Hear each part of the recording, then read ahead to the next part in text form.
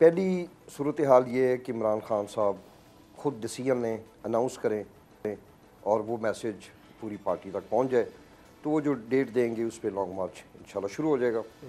میں اس کے ساتھ ہی ایک دوسری بھی صورتحال واضح کر دینا چاہتا ہوں۔ یہ جو کل رات کو انہوں نے ایک ایشو کریٹ کیا خان صاحب کے، انہوں نے وارنٹ گرفتاری جاری کروائے، تو میں یہ واضح کر دینا چاہتا ہوں کہ خدا نہ خواستہ انہوں نے اگر ایسا قدم اٹھایا تو اسی لمحے لانگ مارچ شروع ہو جائے گا۔ ایک طرف حالیہ سیلاب نے اس قدر شدید تباہی اور بربادی مچائی ہے کہ غربت میں پسے عوام کی کل کائنات یعنی ان کا چھوٹا سا آشیانہ بھی سیلاب کی نظر ہو گیا ہے، ان کی تیار فصلیں تباہ ہو گئی ہیں۔ تو یہ ایک شارٹ ٹرم پوزیشن ہے اور اس میں کوئی دو رائے نہیں ہے کہ مائکرو مینجمنٹ میں اور ایڈمنسٹریشن سائٹ پہ ڈار صاحب بہتر ثابت ہوں گے بنسبت وفتہ اس باڑی کی۔ سبسکرائب کریں اور بیل دبائیں تاکہ کوئی خبر رہ نہ جائے۔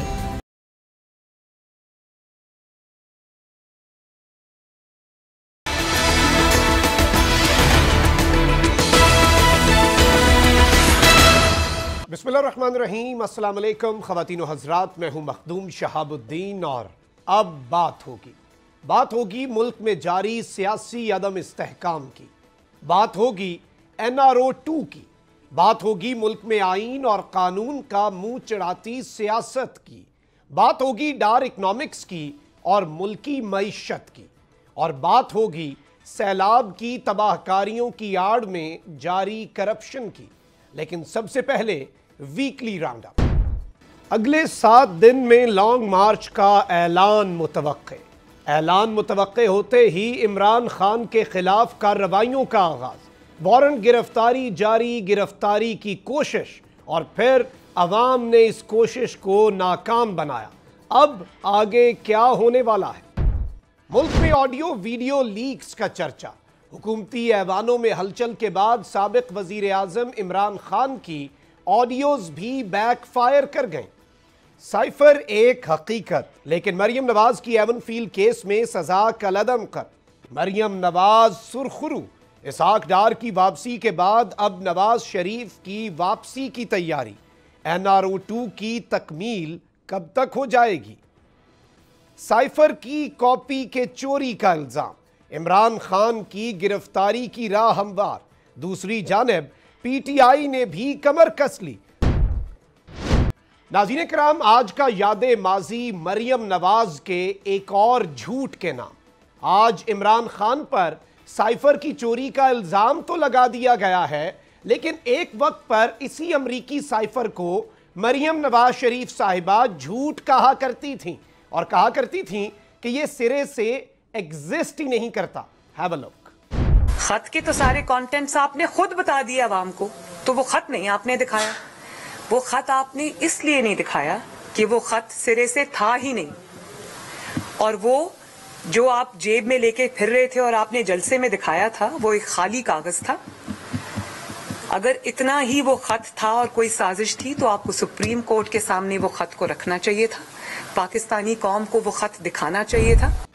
ناظرین کرام، ایک جانب تو امپورٹڈ سرکار عمران خان کی گرفتاری کے لیے پر تول رہی ہے، تو وہیں دوسری جانب عمران خان نے بھی ڈیڈ لائن دے دی ہے۔ ایک طرف تو 7 دن کے اندر اور اکتوبر کے پہلے ہفتے میں ہی لانگ مارچ کے اعلان کے حوالے سے بہت سی چیزیں سامنے آ چکی ہیں، تو وہیں دوسری جانب عمران خان صاحب نے اپنے پارٹی کے سینئر ترین رہنماؤں کو یہ بتا دیا ہے کہ اکتوبر کا تیسرا ہفتہ بہت اہم ہونے والا ہے۔ لیکن یہ تمام تر ڈیولپمنٹس دیکھ کر امپورٹڈ سرکار نے کل بھی پوری قوم نے دیکھا کہ عمران خان کے وارنٹ گرفتاری جاری کیے، اور لانگ مارچ سے پہلے ایسے لگ رہا ہے کہ عمران خان کو کنٹین کرنے کے لیے کوئی ایڈونچر کیا جا سکتا ہے۔ اس سب پر بات کرنے کے لیے ہمیں جوائن کیا ہے کرنل ہاشم ڈوگر صاحب نے، اور بڑے ریلیونٹ شخصیت ہے اس وقت اس پورے سینیریو میں، وزیر داخلہ پنجاب ہے۔ کرنل صاحب، thank you very much for your time. سب سے پہلے تو یہ بتائیے گا کہ اس وقت ہم دیکھ رہے ہیں کہ امپورٹڈ سرکار کیسز بھی بنا رہی ہے، امپورٹڈ سرکار کی طرف سے جو دعوے ہیں یا بڑکے ہیں، اور رانا ثناء اللہ صاحب جو ہیں وہ بیک ٹو بیک سٹیٹمنٹس بھی دے رہے ہیں۔ اس سارے معاملے میں اگر معاملات لانگ مارچ کی طرف جاتے ہیں تو کیا ڈیفرنٹ ہوگا پاکستان تحریک انصاف کی اسٹریٹجی میں کہ آپ 25 مئی والی غلطیاں دوبارہ نہ کریں؟ جی بہت شکریہ مخدوم صاحب. سب سے پہلے تو اگر ہم لانگ مارچ کی بات کریں تو اب دو ایونچولیٹیز میں لانگ مارچ ہو سکتی ہے. پہلی صورتحال یہ ہے کہ عمران خان صاحب خود ڈیسیژن لیں, اناؤنس کریں اور وہ میسیج پوری پارٹی تک پہنچ جائے, تو وہ جو ڈیٹ دیں گے اس پہ لانگ مارچ انشاءاللہ شروع ہو جائے گا. میں اس کے ساتھ ہی ایک دوسری بھی صورتحال واضح کر دینا چاہتا ہوں. یہ جو کل رات کو انہوں نے ایک ایشو کریٹ کیا, خان صاحب کے انہوں نے وارنٹ گرفتاری جاری کروائے, اور پھر ایک خاص چینل ہے جس نے بعد میں معذرت بھی کی, ان کی طرف سے یہ خبر آئی کہ جی پولیس جا رہی ہے اریسٹ کرنے کے لیے خان صاحب کو. تو میں یہ واضح کر دینا چاہتا ہوں کہ خدا نہ خواستہ انہوں نے اگر ایسا قدم اٹھایا تو اسی لمحے لانگ مارچ شروع ہو جائے گا. یہ ہمارے لیے وہ آخری چیز ہے جس کو ہم نے ایکسیپٹ کرنا ہے. اس سے پہلے ہم نے پرچے بھی برداشت کیے, اس سے پہلے ہم نے ٹارچر بھی برداشت کیا, اس سے پہلے ہماری جو ماؤں بہنوں کو انہوں نے گھروں میں گھس کے انسلٹ کیا اس کو بھی ہم نے برداشت کیا. تو جہاں تک آپ کا سوال ہے کہ اس دفعہ کیا مختلف ہوگا, تو مخدوم صاحب اس دفعہ تو زمین آسمان کا فرق ہوگا. پچھلی دفعہ انہوں نے پنجاب میں مکمل غنڈہ گردی کی, انہوں نے لوگوں کے گھروں پہ ریڈ کیے, ہماری خواتین ایم پی ایز کو لے جا کے تو مردوں کے تھانوں میں انہوں نے بند رکھا. تو اس دفعہ تو ایسے نہیں ہونے لگا. اس دفعہ تو پنجاب پولیس ہم کو استعمال تو نہیں کریں گے لانگ مارچ کے لیے, مگر وہ کسی کے ساتھ زیادتی تو نہیں کر سکتی, اور ان کا کام تو یہ ہوگا کہ سیکیورٹی پرووائڈ کرنا. تو یہ بہت ڈیفرنٹ لانگ مارچ ہوگا. رانا صاحب اس کو انڈر ایسٹیمیٹ نہ کریں. لاکھوں کی تعداد میں لوگ نکلیں گے, اور مجھے تو یہ لگتا ہے کہ یہ لانگ مارچ شروع ہوتے ہی ایک ڈیڈ لاک آ جائے گا, آپ کے ملک کی تجارت رک جائے گی. اور شاید یہی وجہ ہے کہ عمران خان صاحب بہت کیئرفل ہیں کہ اس انتہائی سنگین معاشی معاملات میں جو بھی قدم اٹھائیں وہ سوچ سمجھ کے اٹھانا چاہتے ہیں. بالکل, اور اس وقت ظاہری بات ہے کہ سیاسی مفاد کے ساتھ ساتھ جو ملکی مفاد ہے اسے دیکھنا بھی بہت زیادہ ضروری ہے. لیکن اس وقت ایک چیز تو آپ سے ہم اپڈیٹ بھی لیں گے آگے چل کے کہ جو 25 مئی کے واقعات ہوئے اس پر پنجاب گورنمنٹ اور اسپیشلی آپ چونکہ اس سارے معاملے میں ڈرائیونگ سیٹ پر ہیں, تو وہ کیا اپڈیٹ ہے وہ ہم آگے چل کے ڈسکس کرتے ہیں. اس وقت کچھ باتیں بھی ہو رہی ہیں کہ غالباً پنجاب کے اندر کچھ کارکنان ہیں یا کچھ ایکٹیوسٹ ہیں, ان کے اوپر کریک ڈاؤن بھی ہوتا ہے, پولیس جو ہے وہ ان اویئر ہوتی ہے, اور کچھ معاملات کے اندر یہ معاملہ اس طرح سے چل رہا ہے. تو یہ سٹوری اصل میں ہے کیا, اور پولیس جو ہے اگر وہ ان اویئر ہے تو ایسا کیوں ہے, اور جو یہ کارروائی کر رہے ہیں پھر ان کے خلاف کارروائی اس وقت نظر کیوں نہیں آ رہی؟ جی بالکل, یہ پچھلے ایک ماہ کے اندر دو انسیڈنٹس ہوئے. پہلے انسیڈنٹ میں ایف آئی اے والوں نے پولیس کی سپورٹ کے ساتھ ایک نوجوان کو اٹھایا اور رپورٹڈلی اس کو ٹارچر کیا اور بعد میں چھوڑ دیا. اسی طرح کا ایک واقعہ پرسوں رپورٹ ہوا. وہ جب میں نے انیشلی پولیس سے چیک کیا تو انہوں نے ڈس اون کیا, انہوں نے کہا جی پولیس تو ساتھ نہیں تھی, مگر لیٹر آن مجھے پتہ لگا کہ واقعی پولیس تھی. دیکھیں یہ ایک ملک ہے اور اس میں ایک آئین ہے, قانون ہے. میں سمجھتا ہوں کہ کئی لوگ لائنز کراس کر جاتے ہیں, وہ سوشل میڈیا کو اس بری طرح یوز کرتے ہیں کہ جس سے شاید ملک کے اوپر نیگیٹو اثر ہوتا ہے پرسنالٹیز کے بارے میں. مگر ایک تو اس میں ٹالرنس رکھنا چاہیے. میرے اپنے بارے میں بے شمار پی ٹی آئی یا ہمارے کوئی مخالف ہیں وہ ایسے نیگیٹو کمنٹس پاس کرتے ہیں, تو اس کا مطلب کیا ہے کہ میں متعلقہ ایس ایچ او کو بولوں کہ اس کو پکڑیں اور ساری رات اس کو جو ہے نا اس کی ڈنڈا پریڈ کریں. یہ بالکل غلط ہے, اور اس کے اوپر ہم نے اسٹریٹجی بنا لی ہے. میں نے آئی جی صاحب سے کمیونیکیٹ کر دیا ہے. آئندہ کسی ضلع میں, ہاں اگر کسی ادارے نے کوئی آپریشن کرنا ہے تو اس کے طریقہ کار ہے. وہ طریقہ کار یہ ہے کہ وہ باقاعدہ لکھ کے امداد مانگتے ہیں, کیسز رجسٹر ہوتے ہیں, پھر آپ بالکل اپنا آپریشن کریں. ہم پابند ہیں سپورٹ دینے کے لیے. مگر یہ کہ رات کو اٹھا لیں اور ساری رات ٹارچر کریں اور پھر صبح چھوڑ دیں, اس سے بہت منفی تاثر جاتا ہے. اور میں نے آئی جی صاحب کو کنوے کر دیا ہے کہ آئندہ اگر کسی ضلع میں ایسے ہوا تو اس متعلقہ ایس ایچ او اور ڈی پی او کے خلاف ایکشن ہوگا. پھر ہم دیکھیں گے. یہ بڑی ایک بھونڈی سی کوشش ہے وداؤٹ اے ڈاؤٹ کہ یہ رات کو اٹھا لیتے ہیں, پھر نوجوانوں کو ٹارچر کرتے ہیں, پھر ان سے کچھ ویڈیوز ریکارڈ کرواتے ہیں, کبھی اس میں کسی اینکر یا صحافی کا نام لے لیتے ہیں کہ یہ اس سے انسپائر ہو رہے ہیں. ایک دو ویڈیوز میں انہوں نے मेरा नाम बीच में बुलवा दिया उनसे कि गालिबन मेरी वीडियोस से वो इंस्पायर हो गए हैं। तो ये सारी की सारी चीज़ें पूरी कौम देख रही है और इस पर स्ट्रैटेजी होनी चाहिए, जो कार्रवाइयाँ होती हैं पूरा सिस्टम उस लूप में होना चाहिए और कानून के मुताबिक कार्रवाइयाँ हों। कलन साहब, यहाँ पे ये बताइएगा कि अगले हफ्ते या फिर ये जो 5-7 दिन हैं अगले, इनमें हम लॉन्ग मार्च की अनाउंसमेंट को एक्सपेक्ट कर सकते हैं और तैयारियां इस वक्त क्या अंदर खाते शुरू हो चुकी हैं? मेरा ख्याल है कि इमरान खान साहब ने ये जो लगातार आज गालिबन 54th उनका जलसा है जी, ये इतनी एक बड़ी मोबिलाइजेशन एक्टिविटी ऑलरेडी हो चुकी है कि अब हमें किसी और लॉन्ग मार्च की तैयारी करने की ज़रूरत नहीं है। तैयारी मेन ये होती है कि आपने लोगों को मोटिवेट करना होता है कि वो आपके साथ चलें। इस वक्त सूरत हाल ये है कि लोग, हम जो सो कॉल्ड लीडर्स हैं, MPAs हैं, MNAs हैं, लोग हमारे से बालातर इमरान खान के साथ एक अपनी वाबस्तगी बना के बैठ गए। हम इनको कॉल दें ना दें, बल्कि उल्टा अगर हम इनको रोकने की भी कोशिश करें तो ये नहीं रुकेंगे। सूरत हाल यहाँ तक पहुँच गई है कि लोग लाखों की तादाद में सिर्फ इमरान खान की एक कॉल पे तैयार बैठे हुए हैं। लोगों के पास अपनी ट्रांसपोर्ट मौजूद है, किराए की मौजूद है, तो चंद लाख लोगों का इस्लामाबाद पहुंच जाना, मुझे तो कोई, मैं समझता हूँ कि इसमें कोई डाउट ही नजर नहीं आता। उसमें तो कोई डाउट नहीं है। और पब्लिक पल्स जो हम देखते हैं, कल खान साहब की गिरफ्तारी थी, मैं खुद बनी गाला के बाहर मौजूद था और आंधी थी, ओले पड़ रहे थे, औरतें, बच्चे, बूढ़े, फैमिलीज, और उन्हें लाने वाला कोई नहीं था। वो वहाँ पर किसी बिरयानी की प्लेट के लिए नहीं आए हुए थे, बल्कि वो लोग खुद अपनी मदद आपके तहत बाकी लोगों में पानी बांट रहे थे और इस तरह से एक दूसरे की मदद कर रहे थे। और एक चीज़ फॉर श्योर है, इसमें कोई दूसरी राय नहीं है और इसे गालिबन ये खुद भी, इमरान खान साहब के जो मुखालिफिन हैं सियासी, वो खुद भी मानते हैं कि अगर कॉल आई तो फिर तो सैलाब आएगा अवाम का। लेकिन ये कॉल इस वक्त क्या एक्सपेक्ट कर रहे हैं हम एक हफ्ते के अंदर, अगले नेक्स्ट 1 वीक में? बिल्कुल, मैं तो समझता हूँ कि ये कोई ना कोई ऐसी दो चीज़ें हैं। एक तो जो खान साहब चेयरमैन साहब से हमारी बातचीत होती है, सिर्फ जो एक वाहिद कंसर्न है वो ये है कि अगर ये लॉन्ग मार्च होती है, इनसे तो मतलब उससे कहीं कम तादाद में हमारे किसान भाई वहाँ पहुँचे, इनकी तो उससे टांगें कांपना शुरू होगी।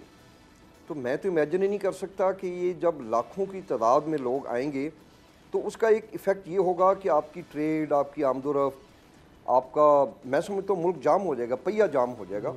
मुझे तो लास्ट टाइम याद है जब प्राइम मिनिस्टर साहब ने आखिरी जलसा अपने ऑफिस से जाने से पहले इस्लामाबाद में कॉल किया था जी, तो मैंने ज़िंदगी में कभी मोटरवे पे ट्रैफिक जैम होती नहीं देखी और उस दिन ट्रैफिक जैम थी। और आज तो उसके मुकाबले में सैकड़ों गुना ज़्यादा लोगों के जज्बात चार्ज हो चुके हैं, मोबिलाइज हो चुके हैं, लोग देख चुके हैं, समझ चुके हैं। तो ये बहुत बड़ा, मैं तो समझता हूँ इस्लामाबाद पहुँचने की ज़रूरत ही नहीं पड़ेगी, ये पूरा मुल्क तो हर तरफ से बंद हो जाएगा। इसका पता नहीं अब सनाउल्लाह साहब ने क्या सोच के रखा हुआ है। वो यही समझते हैं कि मेरी बहादुरी है कि अगर लोग आएंगे तो मैं उनको आगे से ड्रोन्स के ज़रिए आंसू गैस मारूंगा, इनको मैं रबर की गोलियां मारूंगा।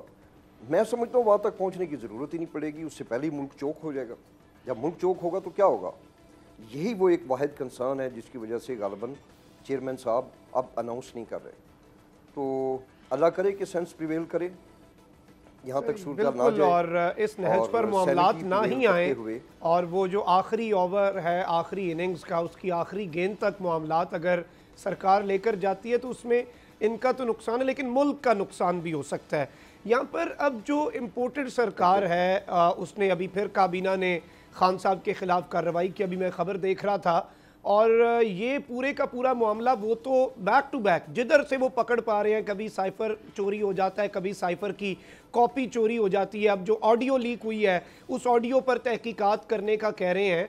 तो सवाल यहाँ पर ये PTI के अंदर से भी उठता है कि अगर हर आए रोज़ ये सब कुछ हो रहा है, इमरान खान साहब को थ्रेट किया जा रहा है, डराने की कोशिश की जा रही है, जो कि वो नहीं डर रहे, बनी गाला की तरफ हमेशा दूसरी दफ़ा कारकुनान को पहरा देना पड़ा है, तो पंजाब गवर्नमेंट इसमें कहाँ पर खड़ी है? क्योंकि जाती उम्रा भी करीबी है, इतना दूर नहीं है और टेरिटरी में आता है। तो ये सारी की सारी चीज़ें जो हैं, इसमें पंजाब गवर्नमेंट क्या कर सकती है?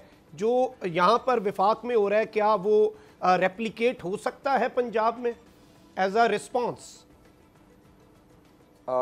मखदूम साहब, बिल्कुल हो सकता है।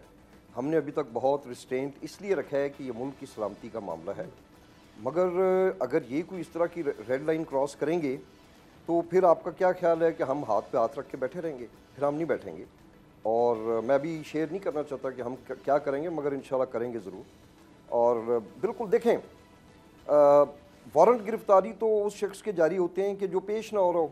इमरान खान साहब तो हर रोज़ जहाँ पे भी जिस मुअज़्ज़ज़ अदालत में बुलाया जाता है वहाँ पेश होते हैं। इनको क्या ऐसी ज़रूरत पड़ गई कि आके कि हमने जी गिरफ़्तार करना है?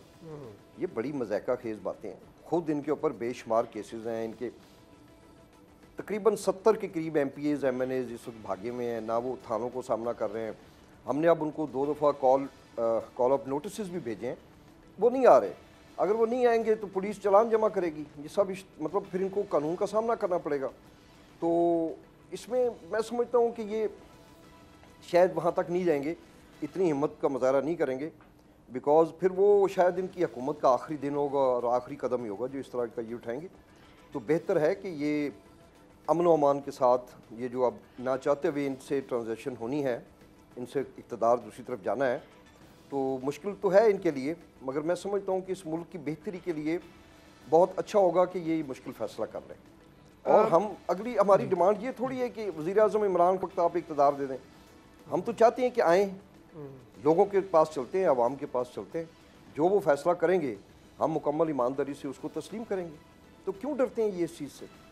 एग्जैक्टली अब यहाँ पर एक सवाल ये भी बनता है कि इस वक्त कुछ बुनियादें भी बनाई जा रही हैं, ग्राउंड्स भी गाहे बगाहे सेट किए जाते हैं। कभी ख़बर आ जाती है कि पंजाब की गवर्नमेंट को घर भेज रहे हैं, फिर अल्टरनेट वज़ीर आला जो है उसका नाम आ जाता है, कभी मलिक मोहम्मद अहमद ख़ान का नाम आ जाता है। ये सारी चीज़ें भी बैकडोर पे चल रही हैं, लेकिन उसके साथ ही साथ इस वक्त क्या कोई गवर्नर रूल की पॉसिबिलिटी है?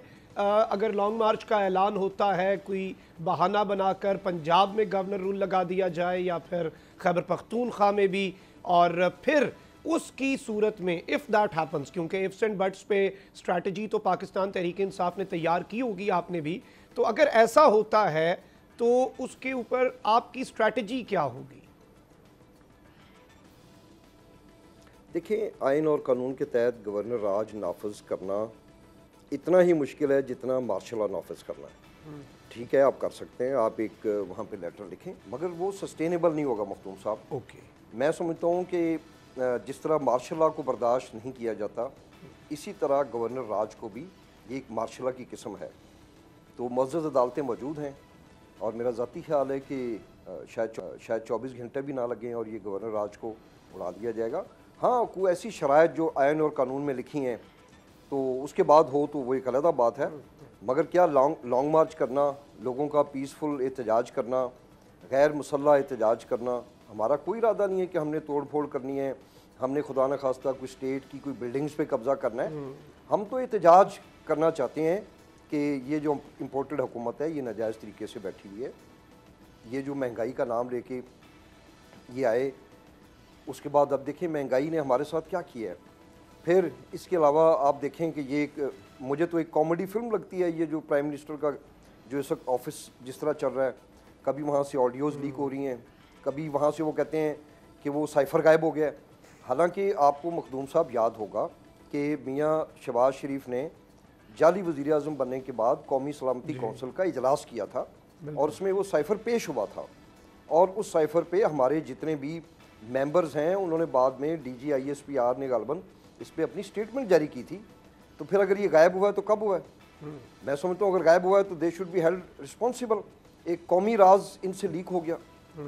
ये तो इतने जराइम के अंदर और इतनी मजाका खेज सूरत हाल बन गई है, ऐसे लग रहा है कि जैसे किसी प्राइमरी के बच्चे को आपने वज़ीर आज़म बना दिया। वो सारा दिन भीख मांगता रहता है। बड़े सैड स्टेट ऑफ अफेयर्स है इस वक्त डोगर साहब, और ये तमाम तर चीज़ें बिल्कुल दुरुस्त हैं। Thank you very much for your time. बड़ी एक इंसाइटफुल हमारी डिस्कशन रही, स्पेशली जो पंजाब गवर्नमेंट की स्ट्रैटेजी होगी उसके हवाले से, और लॉन्ग मार्च को अगर कंटेन किया जाता है तो क्या किया जाएगा। बहुत शुक्रिया हाशिम डोगर साहब। एक ब्रेक लेते हैं, ब्रेक के बाद वक्त होगा पोस्टमार्टम का।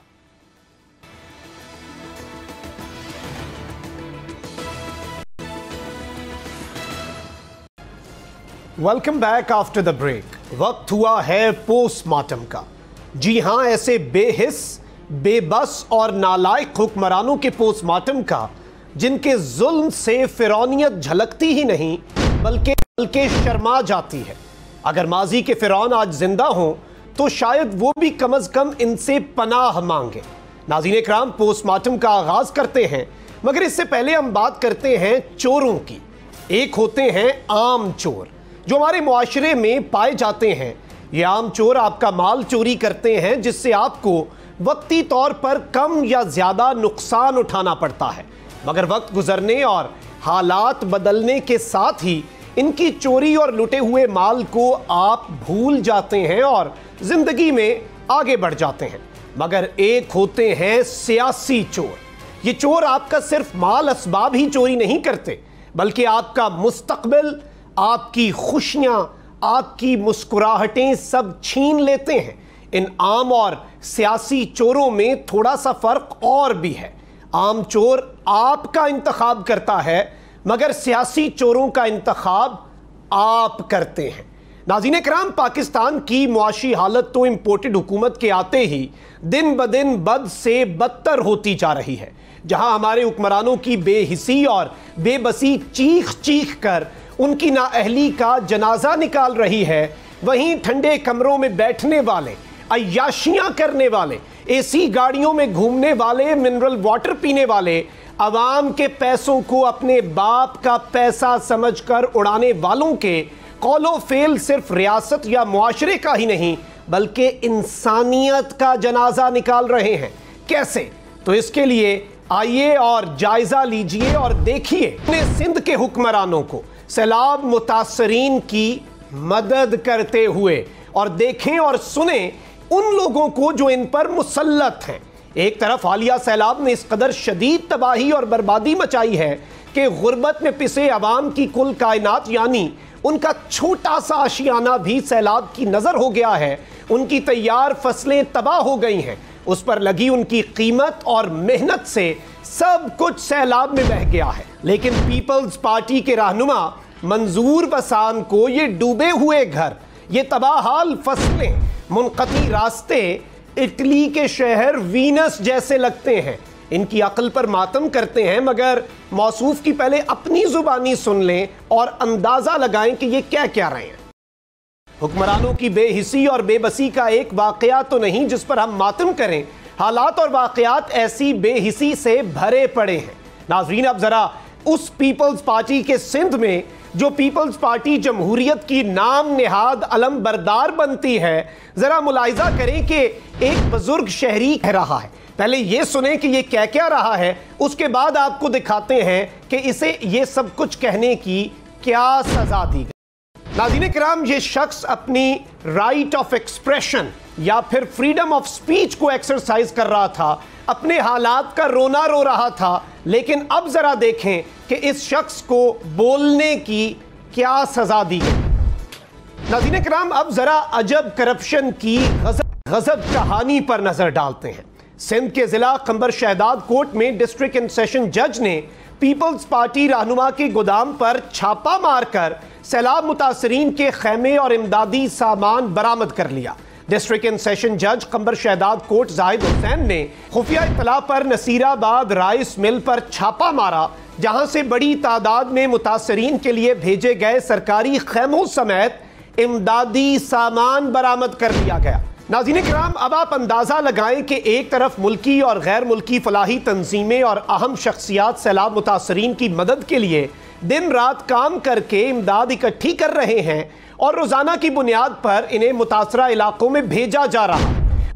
वहीं बिलावल भुट्टो और मुराद अली शाह के जियाले मुतासरीन के इमदादी सामान पर मुबैना तौर पर काबिज हुए बैठे हैं और मजबूर लोगों की मजबूरी का फ़ायदा उठा रहे हैं। खबर यह भी है कि सैलाब से मुतासरा खवातीन जब इमदादी सामान लेने के लिए गईं तो मुतासरीन की मजबूरी से वडेरों ने फ़ायदा उठाना शुरू कर दिया। सैलाब से मुतासरा खवातीन ने इंकशाफ किया कि वडेरों की जानिब से कॉल्स करके कहा जा रहा है कि अकेले में मिलने आओगी तो इमदाद मिलेगी। इसका क्या मतलब है ये सब जानते हैं। اور وڈیرے مجبور اور بدحال لوگوں سے ان کی رہی سہی عزت بھی چھین لینا چاہتے ہیں، جو اس وقت واحد چیز ہے جو ان کے پاس بچ چکی ہے۔ ناظرین کرام، انسانیت کا جنازہ ہے تو ذرا دھوم سے نکلے۔ بات یہاں پر ختم نہیں ہوتی۔ رہنما پیپلز پارٹی اور ایم پی اے امیر علی جیلانی جو تھرپارکر سے منتخب نمائندے ہیں، جب سیلاب زدگان کی مدد کو پہنچے تو منظر کچھ یوں تھا کہ متاثرین امیر علی جیلانی کو چارپائی پر بٹھا کر پنکھا جھل رہے تھے، موصوف کے لیے چائے پانی اور بسکٹ پیش کیے جا رہے تھے، اور موصوف خود منرل واٹر سے پاؤں دھو رہے تھے۔ یعنی رسی جل گئی پر بل نہیں گیا، پورے کا پورا علاقہ زیر آب آیا ہوا ہے، اور موصوف ہیں کہ ان کے ششکے ہی ختم نہیں ہو رہے۔ جو لوگ صاف پانی کی بوند بوند کو ترس رہے ہیں، ان کے سامنے منرل واٹر سے پاؤں دھوئے جا رہے ہیں۔ دوسری جانب خیر پور سے ہی ایک اور خبر یہ بھی نکل کر سامنے آئی ہے کہ سیلاب متاثرین کو پوری امدادی رقم یعنی 25,000 روپے نہیں دیے جا رہے، بلکہ 2,000 روپے کا اس میں بھی ڈاکہ ڈالا جا رہا ہے۔ اب 2,000 کی ویلیو کیا ہوتی ہے یہ تو امپورٹڈ حکومت آتے ہی بڑے اچھے انداز میں پوری قوم کو بتا چکی ہے، مگر سوال یہ ہے کہ کون بے حس اور کون اس وقت ایسا حکمران بیٹھا ہے جو متاثرین کے پیسوں پر ڈاکہ ڈال رہا ہے، اور وہ بھی اس پیسے میں سے جو بے نظیر انکم سپورٹ پروگرام کے تحت متاثرین میں تقسیم کیا جا رہا ہے۔ واقعے کی اطلاع ملنے پر شازیہ مری صاحبہ کہتی ہیں کہ اس کو ہرگز برداشت نہیں کیا جائے گا، جیسے باقی سارے واقعات تو قابل برداشت ہیں۔ شازیہ مری صاحبہ نے ناظرین کرام گزشتہ روز یہ بھی انکشاف کیا کہ سیلاب متاثرین کے لیے رکھی گئی رقم کے اکاؤنٹس ہیک ہو رہے ہیں، جس کے لیے ایف آئی اے کو تحقیقات کا حکم دے دیا گیا ہے۔ اب میرے جیسا عام بندہ تو یہی سوچے گا کہ یہاں آپ پورے ملک کو ہیک کر کے اس ملک پر حکومت کر رہے ہیں اور خود ہی ہیک ہونے کا دعویٰ بھی کر رہے ہیں۔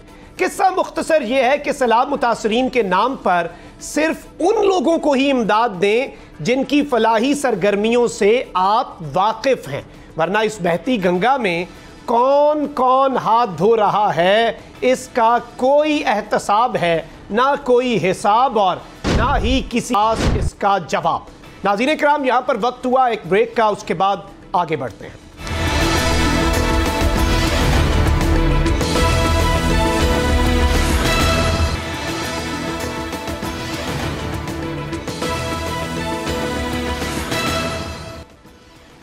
Welcome back after the break.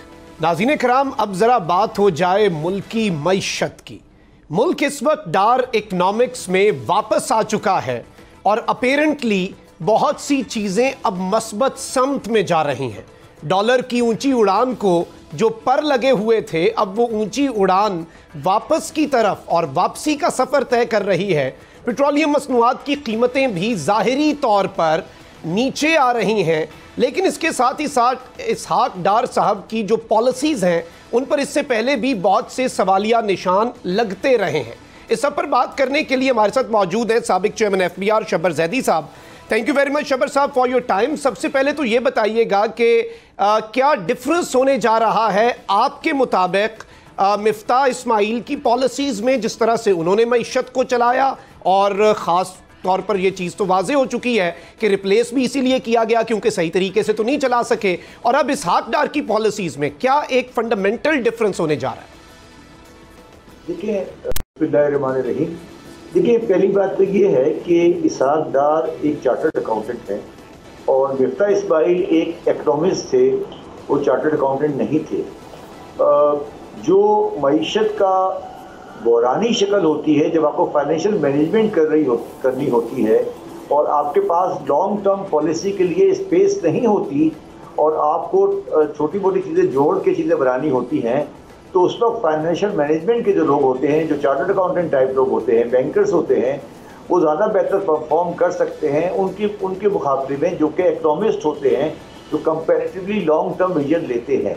تو شارٹ ٹرم میجرز اور جو مائکرو مینجمنٹ ہوتی ہے، اس میں ہمیشہ یہ بینکر ان چارٹرڈ اکاؤنٹنٹس بہتر پرفارم کرتے ہیں بنسبت اکنامسٹ کے۔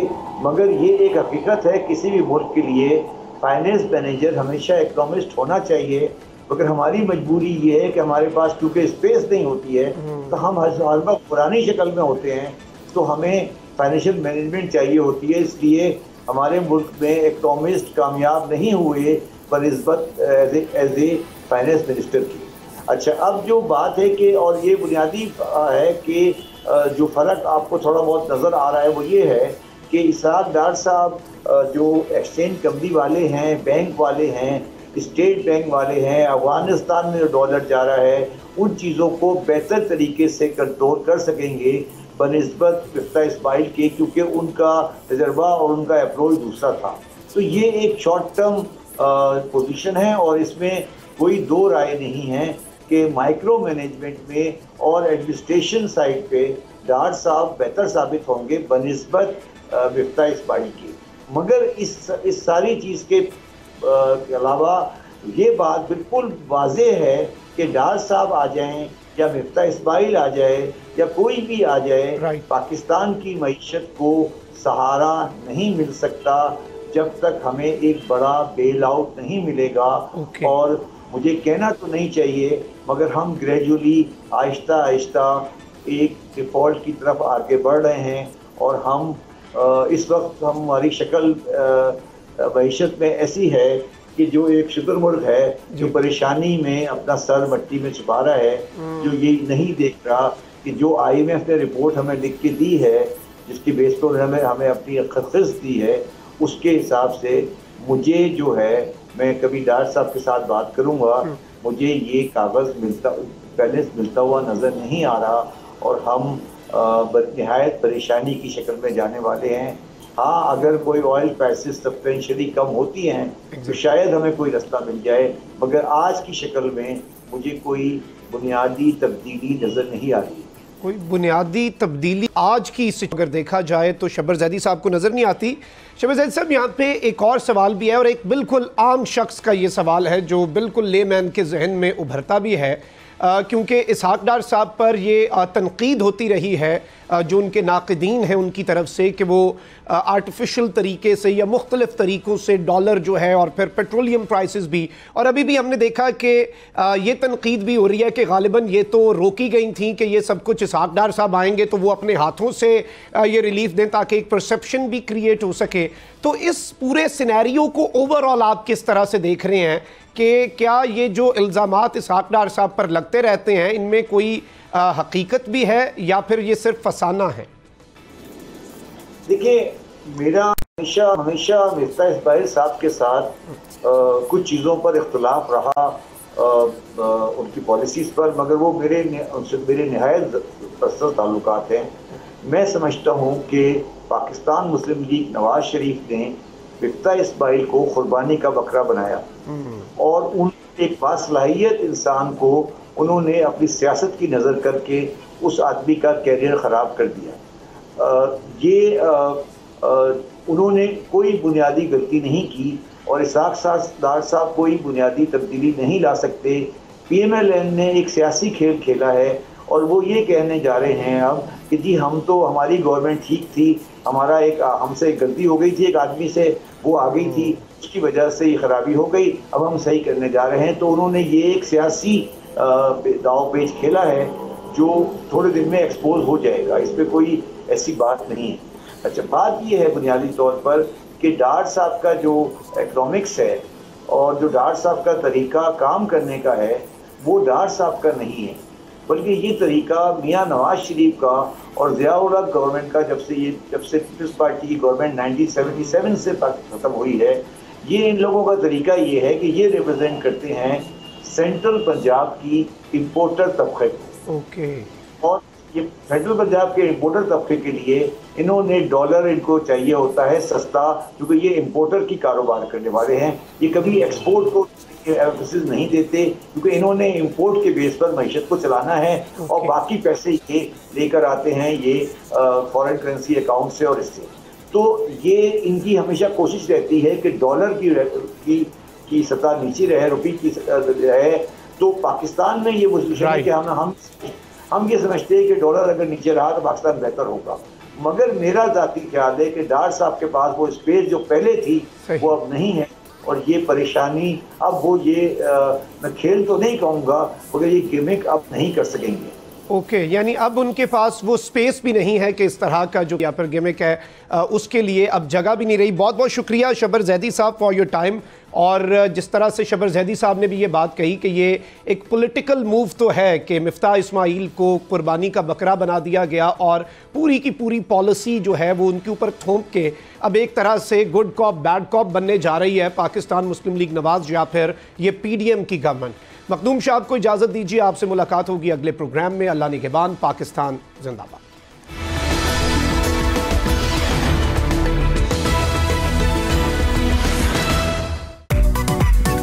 میری ٹیکسی میں بیٹھ جاؤ, جہاں تک لے جاؤں گا.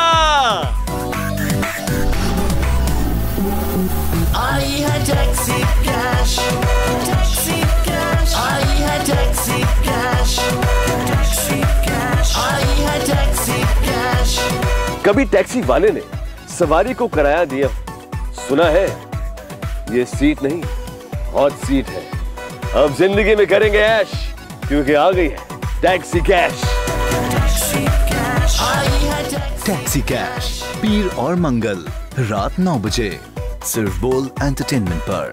سب سے زیادہ ویوز, سب سے زیادہ ریلز اور سب سے زیادہ ریٹنگ کے ساتھ بول اب بھی نمبر 1 پوزیشن پر برقرار. اگر آپ کو یہ ویڈیو پسند آئی ہے تو سبسکرائب کریں اور بیل آئیکن پر لازمی کلک کریں. سبسکرائب کریں اور بیل دبائیں تاکہ کوئی خبر رہ نہ جائے.